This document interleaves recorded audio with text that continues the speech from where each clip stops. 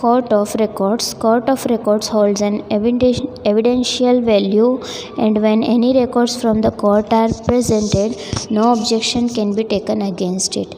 तो कोई भी अगर रिकॉर्ड या कुछ भी दिया जाता है कोर्ट के द्वारा या उसके अंदर प्रेजेंट किया जाता है तो कोई भी ऑब्जेक्शन नहीं ले सकता उसके खिलाफ. The judgments and decisions of the Supreme Court are considered as permanent documents and all are bound to accept it. तो कुछ सुप्रीम कोर्ट के जो भी रिकॉर्ड या जो भी जजमेंट दिए जाए हर किसी के ऊपर फ़र्ज़ है कि वो उसे अपनाए, कोई भी उसका विरोध नहीं कर सकता. They are used as references by the subordinate courts while giving judgments and decisions.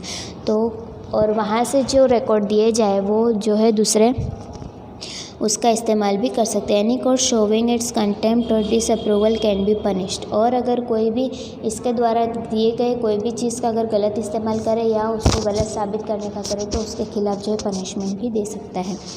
Next point, high court. One of the key positions in the continuous hierarchical pyramid of the Indian judiciary is occupied at the state level by the high courts.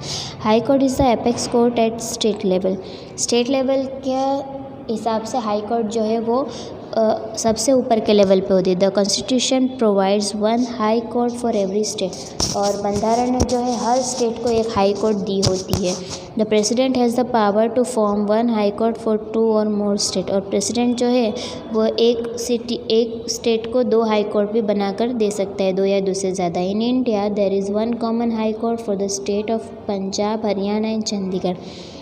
तो India में पंजाब, हरियाणा और चंडीगढ़ की एक ही high court है. Similarly under the jurisdiction of the high court of Assam falls the state of Manipur, Meghalaya, Nagaland, Tripura, Mizoram and Arunachal Pradesh. इस तरह से ये सब की भी एक हाई कोर्ट है. Next, we will see formation. The Chief Justice of the High Court is appointed by the President in consultation with the Chief Justice of the Supreme Court and the Governor of the respective state. तो high court के भी जो chief justice है वो भी president ही consult करते हैं, ठीक है, सुप्रीम कोर्ट के चीफ जस्टिस के साथ और बाकी सब के साथ बैठकर जो है इंटरव्यू लेते होंगे, ठीक है ना.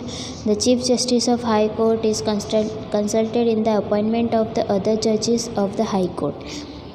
अ president is a representative of the prime minister and the cabinet of minister, and hence only president appoints a chief justice only after discussion and consultation with the prime minister and the cabinet minister.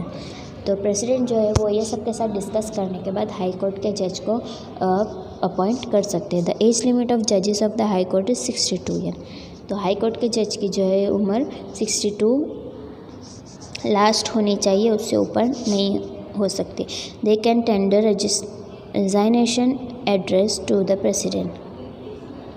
The President can remove any of the judges of the High Court through the process of impeachment carried out in the Parliament and on proving the charges of misconduct or malpractice of the judges. तो जैसे कि हमने supreme court में देखा इस तरह से यहाँ भी है कि अगर कोई अपने हक का जो है अपनी कुर्सी का गलत इस्तेमाल करता अगर साबित हो जाए तो वो उसे वहाँ से निकाल भी सकते हैं.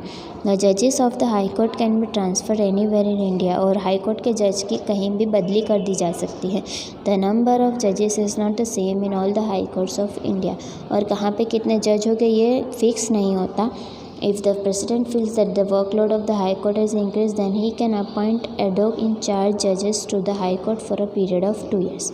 तो काम के ऊपर डिपेंड होता है. अगर कहीं पे ज़्यादा काम है तो उनके एड हॉक को भी जो है अपॉइंट करने का हक प्रेसिडेंट को है, जो कि 2 साल के लिए होते हैं. All the work of supreme court and the high court is carried out in English language, but if any legislative assembly of any state passes a resolution that the work of the high court of related state be carried out in the language of that state, then the work of the high court of that state can function in the language of that state.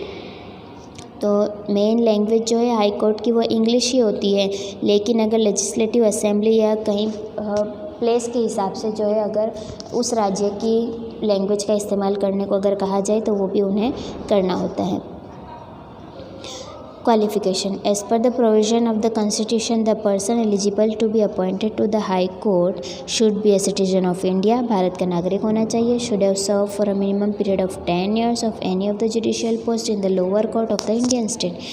तो India के किसी भी राज्य में कम से कम 10 साल जो है उन्होंने सर्विस की हुई होनी चाहिए। Should have at least 10 years of practice as an advocate, या फिर उन्होंने 10 साल जज या फिर 10 साल जो है वकालत की हुई होनी चाहिए। Should be a distinguished jurist, constitutional expert और फेमस लॉ मेकर और as per the opinion of the President. तो प्रेसिडेंट के ओपिनियन के हिसाब से, ठीक है, वो एक फेमस इंसाफ दिलाने वाले जज या फिर वकील होने चाहिए, ठीक है। Should be below 62 years of age, और 62 years से कम के होने चाहिए। द जज of the high court has to take an oath of secrecy in front of the governor of the state और any person appointed by the governor and sign the corresponding pledge. तो इस तरह से जो है उन्हें भी प्लेज लेनी होती है। Next point we will see in next video.